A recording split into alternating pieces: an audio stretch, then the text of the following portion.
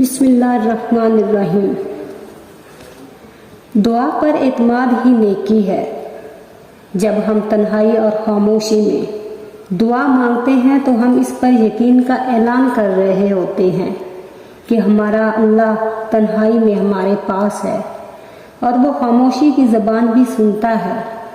دعا میں خلوص آنکھوں کو پرنم کر دیتا ہے اور یہی آنسو دعا کی منظوری کی دلیل ہیں۔ دعا مومن کا سب سے بڑا سہارا ہے۔ دعا ناممکنات کو ممکن بنا دیتی ہے۔ دعا زمانے بدل دیتی ہے۔ دعا گردش روزگار کو روک سکتی ہے۔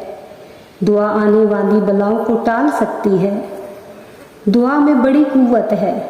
جب تک سینے میں ایمان ہے دعا پر یقین رہتا ہے۔ جس کا دعا پر یقین نہیں اس کے سینے میں ایمان نہیں۔ اللہ سے دعا کرنی چاہیے کہ وہ ہمیں ہماری دعاؤں کی افادیت سے مایوس نہ ہونے دے۔ اگر نوح علیہ السلام کی التجا، دعا یا خواہش کے باوجود ان کا بیٹا طوفان سے نہیں بچایا گیا تو اس میں نوح کی نبوت پر کوئی شک نہیں ہو سکتا۔ اللہ تعالیٰ کی مرضی ہے، چاہے تو ایک معمولی انسان کی دعا قبول کر لے، چاہے تو نبی کی بات ٹال دے۔ اللہ بے نیاز ہے۔